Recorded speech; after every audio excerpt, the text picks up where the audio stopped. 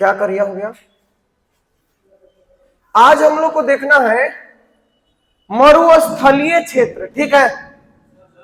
मरुस्थल के बारे में अभी बात करते हैं, भारतीय मरुस्थल। पहले बताइए मरुस्थल होता क्या है? मरुस्थल का मतलब होता है एक ऐसा भूभाग, क्या हुआ? कहां से रहे थे? एक ऐसा भूभाग जहां पे वर्षा की मात्रा जो होती है सामान्य से बहुत कम होती है, ठीक है। और जब वर्षा सामान्य से कम होगी तो मिट्टी में नमी नहीं रहेगा, नमी नहीं रहेगा तो उर्वरा शक्ति कम रहेगा, और उर्वरा शक्ति कम रहेगा तो फसल आप वहां पे नहीं उपजा सकते। तो जब फसल नहीं होगा तो वैसे कटीली झाड़ियां उग जाएंगी जिसको कम पानी की आवश्यकता होती है, ठीक है, या जिसमें वाष्पोत्सर्जन कम होता है, जैसे पत्तियों में रंध्र होता है और रंध्र के द्वारा बहुत सारा पानी जो है वो बिना मतलब का पेड़ पौधों से बाहर चला जाता है। इसीलिए एक वैज्ञानिक ने वाष्पोत्सर्जन को एक अनावश्यक बुराई का संज्ञा दिया है, ठीक है। तो पेड़ पौधे वैसे बनेंगे जिनमें वाष्पोत्सर्जन नहीं होगा, यानी जो पत्तियां हैं वही कांटों में बदल जाएंगे, तनों में बदल जाएंगे, ठीक है, जैसे कैक्टस हो गया ये सब। तो मरुस्थल क्षेत्र जो होता है, मरुस्थल यानी मरा हुआ स्थल है, यानी वहां पे उर्वरा शक्ति नहीं होता, वर्षा की मात्रा कम होता है। तो भारत में मुख्य रूप से दो मरुस्थल है, यानी दो क्षेत्र ऐसे हैं जहां पे मरुस्थल है। अब सोचो कि दो गो कहां है? एक ही गो है, थार का। लेकिन मरुस्थल कोई जरूरी नहीं है कि खाली गर्मी पड़ रहा है तो मरुस्थल हो गया, बहुत ज्यादा ठंडा पड़ेगा तब भी मरुस्थल हो जाएगा। तो हमारे यहां दो मरुस्थल है, एक उष्ण मरुस्थल है और दूसरा शीत मरुस्थल है। तो जो शीत मरुस्थल है वो है लद्दाख वाला क्षेत्र। कौन सा क्षेत्र? लद्दाख। और लद्दाख में भी कौन सा क्षेत्र है? लद्दाख में हम लोग पढ़े थे कि यहां पे है काराकोरम, लद्दाख, जोस्कर, ठीक है। और उसके बाद यहां से आपका ग्रेट हिमालय स्टार्ट हो जाता है, ग्रेट हिमालय। तो आपको पता है कि जो काराकोरम है अच्छी खासी ऊंचाई है इसका, 8600 है ना। तो और ये जो ग्रेट हिमालय है इसमें भी आप देखोगे कि मैक्सिमम जो चोटियां हैं वो 8000 मीटर से ऊपर है, ठीक है। तो जब उधर से भी अगर कुछ नमी युक्त हवा यदि आए भी, जैसे ITCZ के कारण, इंटर ट्रॉपिकल कन्वर्जन जोन के कारण, अगर तिब्बत में निम्न वायु दाब का क्षेत्र बने और मध्य एशिया से और आर्कटिक क्षेत्र से जो नमी युक्त हवाएं आएंगी, तो उत्तर के साइड से हम बात कर रहे हैं, उत्तर के साइड से अगर ITCZ इधर बढ़ना शुरू भी किया तब भी काराकोरम से टकरा के वापस लौट जाएगा, ठीक। और भारतीय क्षेत्र से जो मानसूनी हवाएं बाहर निकलेगी, जाएगी, नमी युक्त हवाएं, वो हिमालय जैसे और इधर जो कामेत है, नंदा देवी है, उत्तराखंड में जो शिखर है उससे टकराएगी और वापस लौट जाएंगी। और वहीं पहाड़ों में बहुत ज्यादा वर्षा हो जाता है। उत्तराखंड में कभी कभी इतना वर्षा होता है कि कहते हैं कि बादल फट गया। पर ये वाला जो क्षेत्र है काराकोरम और ग्रेट हिमालय के बीच का जो क्षेत्र होता है ये वृष्टि छाया में पड़ जाता है। वृष्टि छाया, वृष्टि छाया का मतलब होता है कि उसके एक भाग में तो खूब बारिश हो रहा है लेकिन हवाएं, नमी युक्त हवाएं वहां पे पहुंच ही नहीं पा रही है दूसरी तरफ, और वहां पे फिर बारिश नहीं होता है। तो इसी को बोलते हैं वृष्टि छाया क्षेत्र। तो ये जो लद्दाख वाला जो हमारा क्षेत्र है, सियाचिन वाला क्षेत्र, तो बहुत ठंडा प्रदेश है क्योंकि बहुत ऊंचाई पे है, और बहुत ऊंचाई पे होने के कारण बहुत ज्यादा ठंडा क्षेत्र है। तो ठंडा क्षेत्र है तो बर्फबारी तो हमेशा होते रहता है, लेकिन वृष्टि छाया प्रदेश में पड़ने के कारण वर्षा नहीं होता है। तो वर्षा न होने के कारण वो मरुभूमि है, वहां पे आपको किसी प्रकार का वनस्पति दिखाई नहीं पड़ेगा, सिर्फ बर्फबारी होते रहता है और बर्फ जमा रहता है। तो एक पहला हमारा हो गया शीत मरुस्थल, ठीक है। दूसरा होता है उष्ण मरुस्थल। उष्ण मरुस्थल क्या होता है कि जहां पे गर्मी बहुत ज्यादा पड़ती है और वर्षा की मात्रा कम होती है। तो भारत में जो हमारा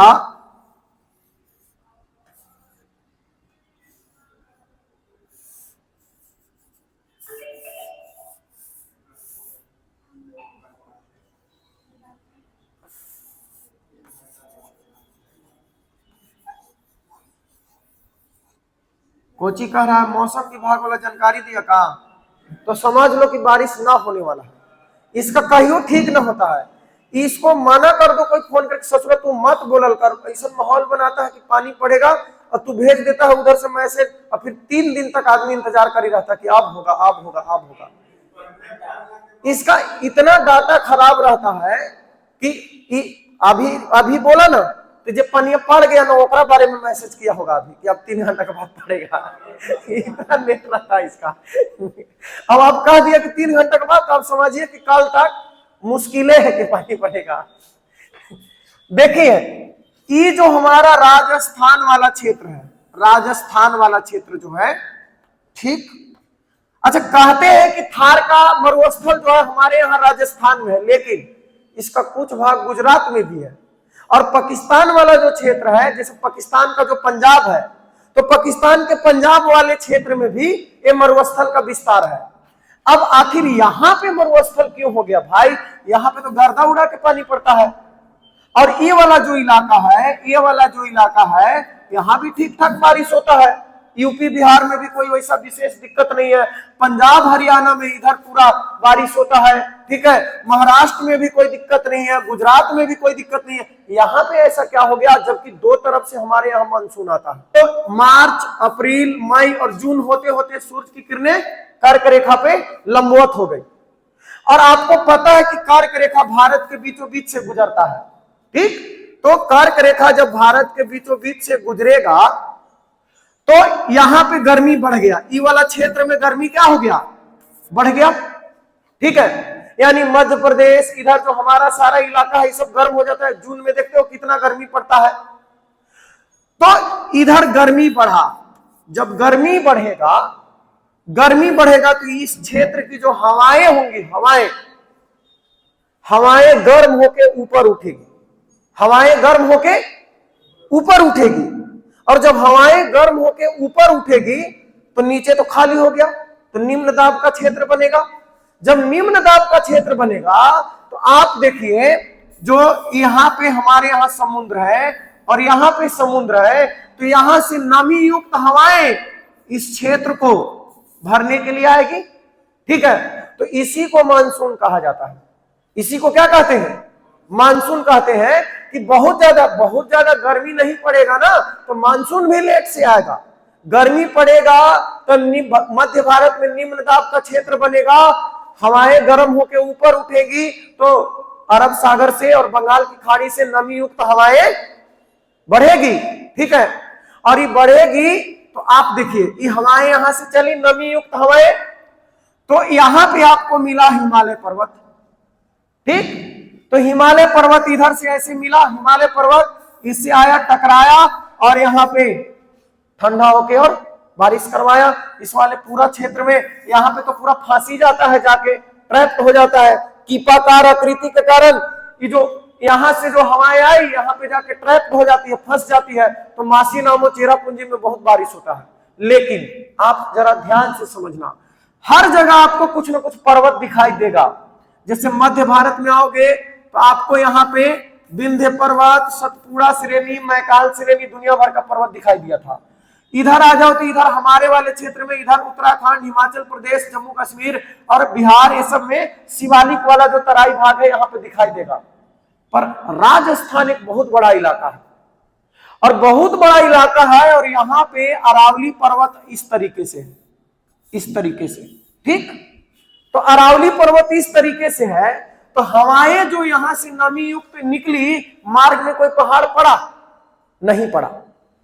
और ये जो हवा निकला यहां से, ये सीधे ऐसे निकल गया, समानांतर निकल गया, क्योंकि पहाड़ जो है वो इस तरीके से है।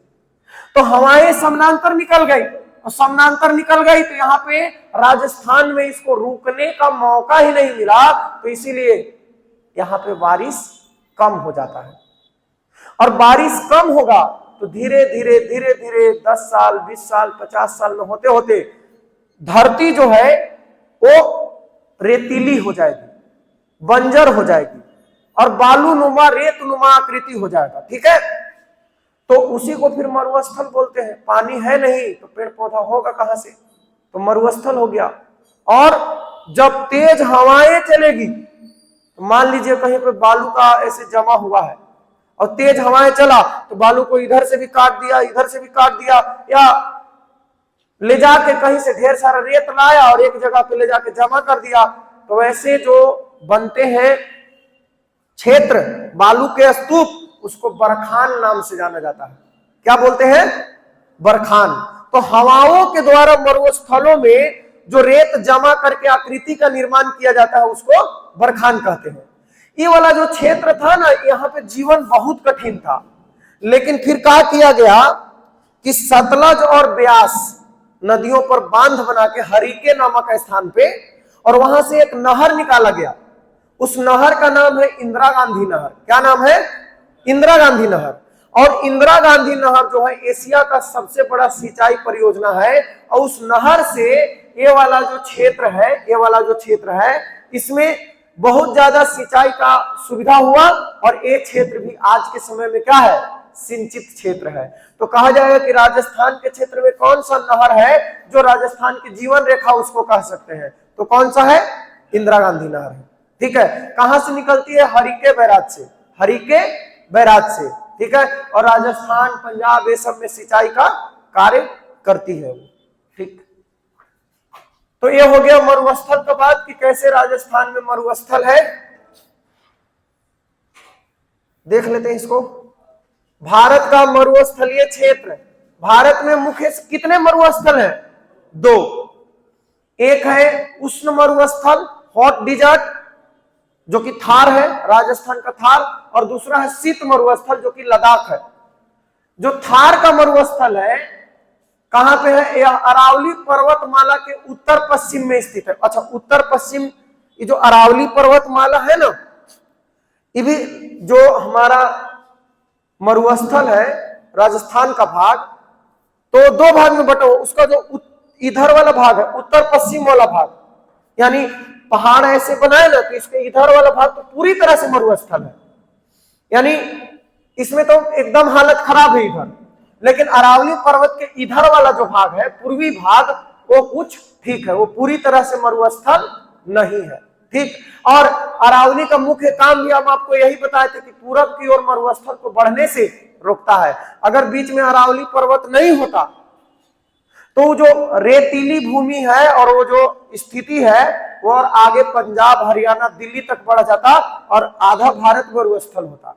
ठीक है, अभी सरकार का एक नियम आया था कि जो अरावली पर्वत है वो पर्वत के श्रेणी में नहीं आता है। ठीक है, आपको पता है इससे नुकसान क्या होता? जो भी चीज पर्वत के श्रेणी में आता है उसमें आप अवैध खनन नहीं कर सकते। ठीक है, उसको तोड़ नहीं सकते, उसको गिट्टी नहीं निकाल सकते। ठीक, लेकिन जैसे सरकार कह देगा कि पर्वत की श्रेणी में नहीं आता है, तो जो कारपोरेट कंपनियां हैं अडानी अंबानी ये सब, उनको उसमें खनन करने का छूट मिल जाएगा। तो क्या करेंगे? पूरा पत्थर को, चट्टान को तोड़ देंगे, तोड़ के उसको पूरा प्लेन बना देंगे, मैदान बना देंगे, मैदान बना के वहां कारखाना खोल देंगे। तो आप सोचो आने वाला समय में क्या होगा, है ना? तो इसी तरीके से सरकार जो होता है अपने दोस्तों को, मित्रों को लाभ देने के लिए आपका नियम में छोटा छोटा परिवर्तन करता है। जनता समझ नहीं पाती है कि इन नियम से हमको क्या नुकसान है। ठीक है, तो दिक्कत होता है। इसका मुख्य विस्तार राजस्थान में है, लेकिन यह गुजरात में भी है, पंजाब में भी है, हरियाणा में भी है, और पाकिस्तान के सिंध और पंजाब पाकिस्तान में भी है। ठीक ना, तो उस क्षेत्र में भी है। उत्पत्ति कैसे हुआ? यह क्षेत्र अरावली पर्वतमाला के समानांतर स्थित है, जिससे दक्षिण पश्चिम मानसून की अरब सागर की शाखा बिना टकराए सीधे, समझा दिया आपको कि कैसे कैसे क्या होता है यहाँ पे, तो सीधे निकल जाती है। मानसून की बंगाल की खाड़ी की शाखा यहाँ पहुंच, अब सुनो, भारत में 3 तरफ से वर्षा होता है। अभी एक भूल गए थे हम, दूसरा एक तो ही अरब सागर से तो हुआ ही, दूसरा शाखा ही बंगाल के खाड़ी से चलता है। इसको बोलते हैं दक्षिण पश्चिम मानसून, क्योंकि इधर पश्चिम है और नीचे दक्षिण है, तो दक्षिण पश्चिम मानसून इसको बोलते हैं। और ये जो बंगाल की खाड़ी की शाखा जो मानसून की है, इससे इतना दूरी इसका है कि यहां तक जाते जाते इस पानी का नमी ही खत्म हो गया। पानी में नमी रहेगा तब ना वर्षा होगा, तो पानी का नमी खत्म हो जाता है, तो इसकी वजह से तीनों में से किसी भी तरह से राजस्थान में वर्षा नहीं हो पाता है। इसीलिए पधारो हमारे देश। भू आकृतिक विशेषताएं, 15 सेंटीमीटर से भी कम वर्षा होता है। जहां सामान्य वर्षा 112-115 होना चाहिए, तो यहाँ पे 15 सेंटीमीटर से भी कम वर्षा होता है, जिसके कारण यह एक शुष्क और वनस्पति विहीन क्षेत्र है। थार के अत्यंत शुष्क रेतीले भाग को मरुस्थली तथा इसके पूर्वी भाग जो थोड़ा सा उपजाऊ है उसको बांगर कहते हैं। बांगर। अरावली पर्वत के पश्चिम वाला भाग जो है वो पूरी तरह से मरुस्थल है, और इसका जो पूर्वी भाग है वो थोड़ा सा नमी युक्त भूमि है, तो उसको बांगर कहते हैं। राजस्थान का बांगर क्षेत्र कहते हैं। बालुका स्तूप, यहां हवा के बहाव से रेत के टीले बन जाते हैं। हवा के बहाव से रेत के टीले बन जाते हैं, जिन्हें बरखान के नाम से एग्जाम में पूछा गया है, ध्यान रखिएगा, ठीक है, कि बरखान क्या होता है। तो रेत के टीले होते हैं जो हवा के बहाव के कारण बन जाते हैं। किनारे किनारे से, जैसे है ना, यहाँ पे ऐसे है, बालू ऊंचाई है, हवा तेजी से आया, दोनों गने से काट के निकाल दिया, एनहू से काट दिया, एनहू से काट दिया, और थोड़ा कठोर था तो वही ऊंचा निकल जाएगा बाहर। टीला कैसे बनता है? वही। ध्रियन क्या होता है? देखो, ध्रियन भी इंपॉर्टेंट है। जैसलमेर क्षेत्र में लगातार स्थानांतरित होने वाले रेत के टीलों को स्थानीय भाषा में ध्रियन कहते हैं। स्थानांतरित मतलब समझ रहे हैं, जैसे आज यहां है तो कल वहां चला गया, तो एक जगह से दूसरी जगह कैसे चला जाएगा? एक जगह से दूसरी जगह कैसे जाएगा? बस वहां पे मरुस्थल में हवा ही एक कारण होता है जो चीजों को एक जगह से दूसरी जगह बहा के ले जाएगा। तो स्थानांतरित होने वाले रेत के टीलों को स्थानीय भाषा में ध्रियन कहते हैं। अपवाह तंत्र, देखो राजस्थान का अपवाह तंत्र क्या ही है। एकमात्र लूनी नदी है, लूनी नदी, जो कच्छ के रण में गायब हो जाती है। वो भी अंतः स्थलीय नदी का उदाहरण है, यानी धरती से ही उत्पन्न होती है और धरती में ही गायब हो जाती है, वो समुद्र तक पहुंचती नहीं है। जो नदी समुद्र तक पहुंच गया, ठीक है, तो उसको जो है अंतः स्थलीय नदी नहीं कहेंगे। अंतः स्थलीय मतलब स्थल के बीच में है, यानी समुद्र तक उसका और कोई बड़ी नदी में भी ना पहुंच पाए, अपना कोई अपवाह क्षेत्र ना बना पाए। तो इस क्षेत्र की सबसे प्रमुख एकमात्र बड़ी नदी है कौन? लूनी। लूनी, और यह अंतः स्थलीय अपवाह का उदाहरण है, जो कच्छ के रण में जाकर विलीन हो जाती है, समुद्र तक नहीं पहुंच पाती है। पलाया झीलें क्या होता है? देखो, कहीं कहीं पे जो ऊंचे ऊंचे टीले होते हैं ना, तो टीले के बीच में कहीं कहीं पे झील बन जाता है, ठीक है, जिसको मरुद्यान कहते हैं। यानी मरुभूमि में कहीं कहीं पे उद्यान जो दिखाई देता है ना, तो उसी को पलाया झीले के नाम से जाना जाता है। वो विशेष आकृति के कारण उसमें कहीं कहीं पे झील तो रहेगा, पानी नहीं रहेगा। जैसे टीला है, चारों तरफ से टीला हो गया तो बीच में गड्ढा हो गया, बीच में गड्ढा हो गया, उसी को पलाया झील बोलते हैं। तो मरुस्थल में ऊंचे पहाड़ों टीलों के बीच बनने वाली अस्थायी उथली झीलों को पलाया कहा जाता है। राजस्थान में इसे ढांड कहते हैं। ये नाम नहीं याद रखना है, पलाया याद रखना है, ठीक है। ये RAS का जो एग्जाम देगा उसके लिए इंपॉर्टेंट है। खारे पानी का, राजस्थान में बहुत सारा खारे पानी का झील है, जो सोडियम का स्रोत है। सोडियम का याद रखिएगा, सोडियम युक्त जो नमक बनता है ना, आयोडीन युक्त नमक बनता है। तो समुद्री जल, समुद्र में एक शैवाल पाया जाता है जिसका नाम होता है लेमिनेरिया। तो लेमिनेरिया शैवाल के कारण वहां आयोडीन जो है प्रचुर मात्रा में पाया जाता है समुद्री जल में। लेकिन जो आपका मरुस्थलीय नमक प्राप्त होगा, वहां से सोडियम, पोटेशियम, ये सब का मात्रा उसमें अधिक रहेगा। तो राजस्थान में डिडवाना झील है, सांभर झील है, कुचामन झील है, पचपदरा जैसी प्रसिद्ध खारे पानी की झीलें हैं, ठीक है। और इसी मरुस्थलीय अपवाह का हिस्सा है जो सोडियम नमक के उत्पादन के लिए प्रसिद्ध है। तो मरुस्थलीय जो नमक बनेगा उसमें सोडियम पोटेशियम की मात्रा अच्छा खासा, और जो समुद्री जल रहेगा उसमें आयोडीन की मात्रा ज्यादा रहेगा। इंदिरा गांधी नहर के बारे में हम लोग बात किया, दुनिया की सबसे बड़ी सिंचाई परियोजना में से एक है। नहर पंजाब में सतलुज और ब्यास नदी के संगम पर हरिके बैराज से निकाली गई है। इसमें थार मरुस्थल, खास करके गंगानगर, बीकानेर और जैसलमेर के कृषि परिदृश्य पर, ये सब नाम याद नहीं रखना है, ठीक है। बहुत ज्यादा चीज कचरा नहीं बटोरना है। RAC जो राजस्थान का एग्जाम देंगे वो सब समझेंगे। आपको बस याद रखना है थार मरुस्थल के बारे में, कहां से निकलता है, हरिके बैराज से। किस नदी से पानी प्राप्त करता है, इंपोर्टेंट सवाल है। सतलज और ब्यास से जल प्राप्त करता है। शीत मरुस्थल की बात की, शीत मरुस्थल भारत में कहां है, लद्दाख में, ठीक है, लद्दाख में। हिमालय के बृहद हिमालय और काराकोरम श्रेणियों के वृष्टि छाया क्षेत्र में पड़ जाता है। बता दिए आपको, अत्यधिक ऊंचाई और कम तापमान के कारण यह बर्फबारी तो होती है लेकिन वर्षा न के बराबर होती है, इसीलिए शीत मरुस्थल के नाम से जाना जाता है। भारत की प्रमुख, देखो ई वाला बताओ, मरुस्थलीय क्षेत्रों में हवा के बहाव से बनने वाले अर्धचंद्राकार रेत के टीलों को क्या कहा जाता है, क्या कहते हैं, बरखान। Barchan, barchan. ध्रियन क्या होता है कि स्थानांतरित टीले होते हैं जो एक जगह से दूसरी जगह अपना स्थान बदलते रहते हैं। और पलाया क्या होते हैं, पलाया मरुद्यान होते हैं। उद्यान माने मरुस्थल में मिलने वाले उद्यान, यानी कहीं कहीं पे घाटी उटी में, ऊंचे ऊंचे पहाड़ों के क्षेत्र में थोड़ा सा गड्ढा बन गया, अस्थायी झील बन गया, तो उसी को क्या कहते हैं, पलाया। देखो एग्जाम में पूछा हुआ है, SSC CGL 2024 में और UP PCS के प्रीलिम्स में पूछा है। थार मरुस्थल की एकमात्र सबसे बड़ी नदी कौन सी है जो अंतःस्थलीय प्रवाह का उदाहरण, आसान सा सवाल है, लूनी नदी हो जाएगा।